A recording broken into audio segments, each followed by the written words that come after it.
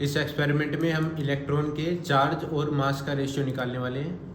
इस एक्सपेरिमेंट का main component है थॉमसन ट्यूब, जिसके अंदर एक टंगस्टन फिलामेंट है जिसे हम एसी पावर सप्लाई से हीट करते हैं।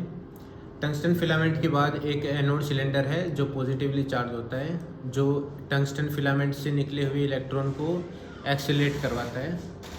फिर एक्सेलरेटेड इलेक्ट्रॉन जो एनोड सिलेंडर है उसमें एक स्लिट बनी हुई है।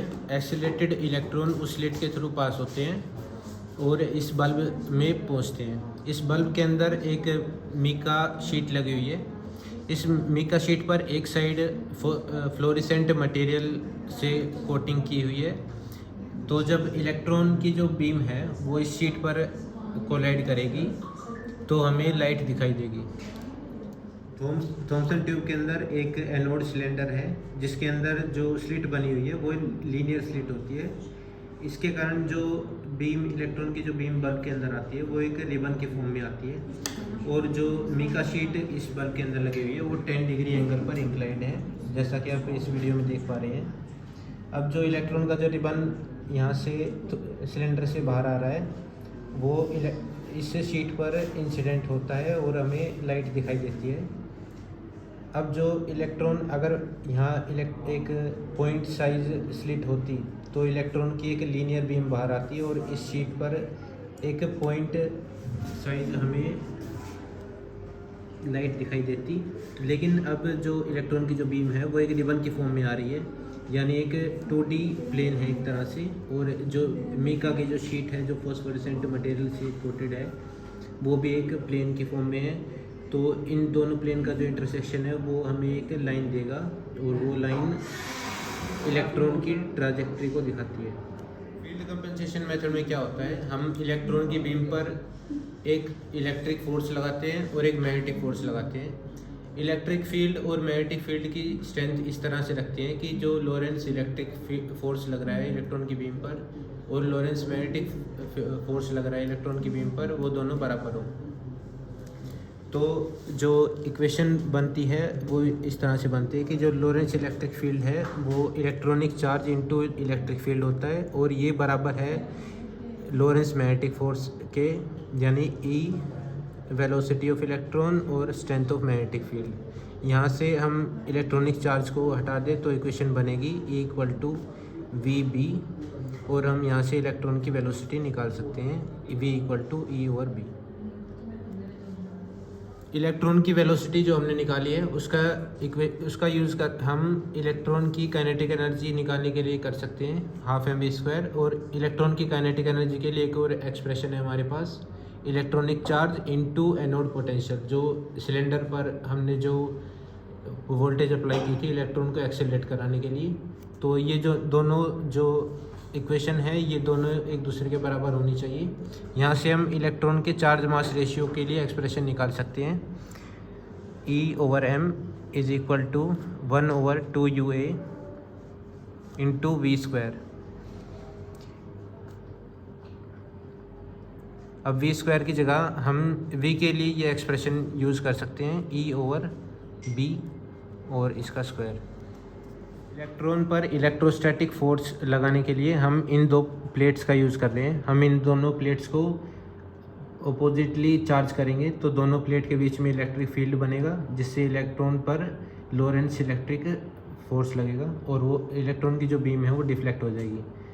और जो मैग्नेटिक फोर्स है इलेक्ट्रॉन पर वो हम इन दो कोइल्स की हेल्प से लगाएंगे और जो डिफ्लेक्ट हुई बीम है उसे अपनी वापस ओरिजिनल पोजीशन पर लेकर आएंगे।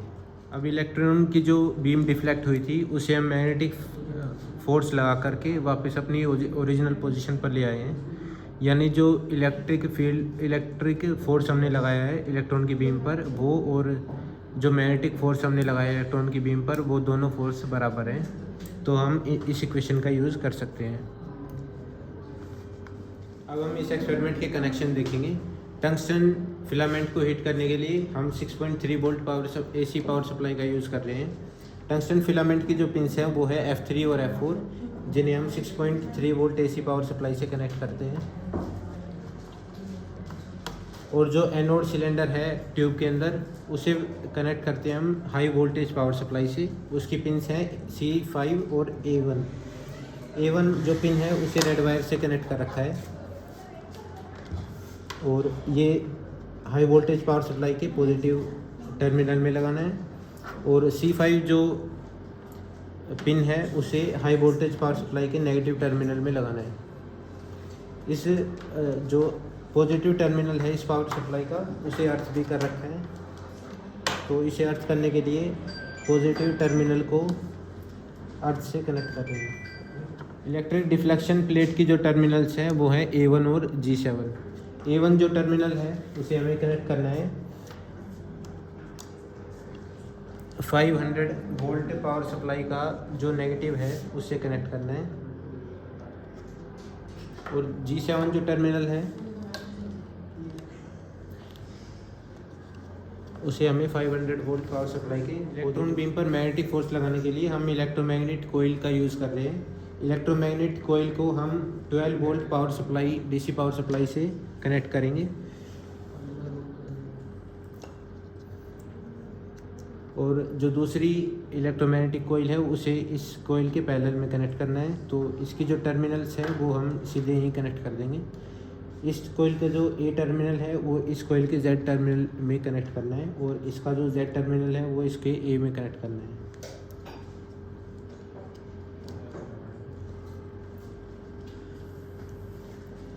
ये एनोड पोटेंशियल है, यानी जो फिलामेंट से इलेक्ट्रॉन इजेक्ट हो रहे हैं उन्हें एक्सेलरेट कराने के लिए जो जिस पोटेंशियल का हम यूज़ कर रहे हैं उसे हम एनोड पोटेंशियल बोलते हैं। इस पोटेंशियल की रेंज है 0 to 5 किलोवोल्ट। आप इसे कहीं बीच में कहीं भी रख सकते हैं। हमने इसे 2.5 किलोवोल्ट पर सेट किया है। इलेक्ट्रॉन की जो बीम है उसे इलेक्ट्रोस्टैटिकली डिफ्लेक्ट कराने के लिए हम इस वोल्टेज का यूज़ कर रहे हैं। तो जैसे हम इस वोल्टेज को बढ़ाते हैं इलेक्ट्रॉन की जो बीम है वो एक ही तरफ डिफ्लेक्ट होती है। इस डिफ्लेक्शन को हम अपने अकॉर्डिंग कहीं भी रख सकते हैं। तो हम ये जो वोल्टेज है जो इस बीम को डिफ्लेक्ट कराने के लिए जो वोल्टेज है उसे 200 पर सेट कर रहे हैं।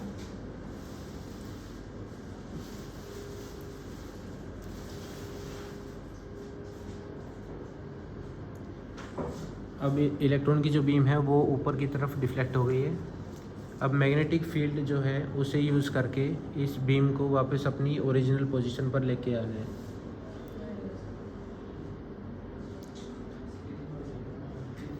तो इलेक्ट्रॉन की बीम जो है वो अब अपने ओरिजिनल पोजीशन पर आ गई है। इस एक्सपेरिमेंट में हमारी ये ऑब्जर्वेशन आई है। एनोड वोल्टेज हमने रखी थी 2.5 किलोवोल्ट और डिफ्लेक्शन प्लेट पर जो हमने वोल्टेज लगाई थी वो थी 200 किलोवोल्ट और कोयल पर जो हमने वोल्टेज लगाई थी वो है 0.6 वोल्ट। इस वोल्टेज का यूज़ करके हम कोयल के थ्रू जो करंट फ्लो हो रहा है वो निकाल सकते हैं। हमारा करंट आया है 0.2 एम्पियर और फिर हमें इलेक्ट्रिक फील्ड निकालनी है। जो डिफ्लेक्शन प्लेट पर जो इलेक्ट्रिक फील्ड है वो निकालनी है। इलेक्ट्रिक फील्ड का फॉर्मूला होता है पोटेंशियल डिवाइडेड बाय डिस्टेंस।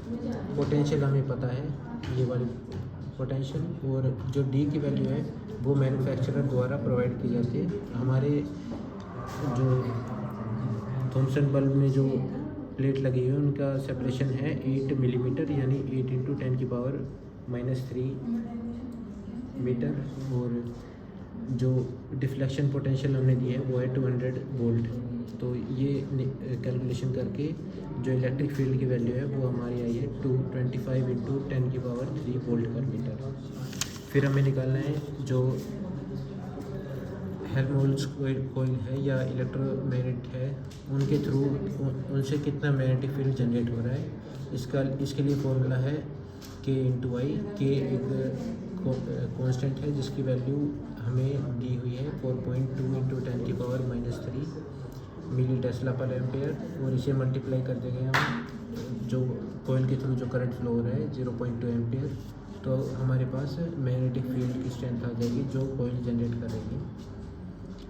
फिर हमें वेलोसिटी ऑफ इलेक्ट्रॉन निकालनी है, और वेलोसिटी ऑफ इलेक्ट्रॉन जो है वो एनोड पोटेंशियल के साथ साथ चेंज होती है। हमने एनोड पोटेंशियल रखा था 2.5 किलोवोल्ट। इस एनोड पोटेंशियल पर जो वेलोसिटी है वो हम अब निकाल रहे हैं। वेलोसिटी के लिए जो फॉर्मूला हमने पहले निकाला था वो था E/V। तो इलेक्ट्रिक फील्ड हमारा ये आया है और मैग्नेटिक फील्ड ये आया है। ये कैलकुलेशन करके जो वेलोसिटी की वैल्यू आ रही है वो है 2.94 इंटू 10⁴ मीटर पर सेकेंड। इस वेलोसिटी का यूज़ करके हम इलेक्ट्रॉन का चार्ज मास रेशियो निकाल सकते हैं। इलेक्ट्रॉन के चार्ज मास रेशियो के लिए हमारे पास ये फॉर्मूला आया था, ठीक है।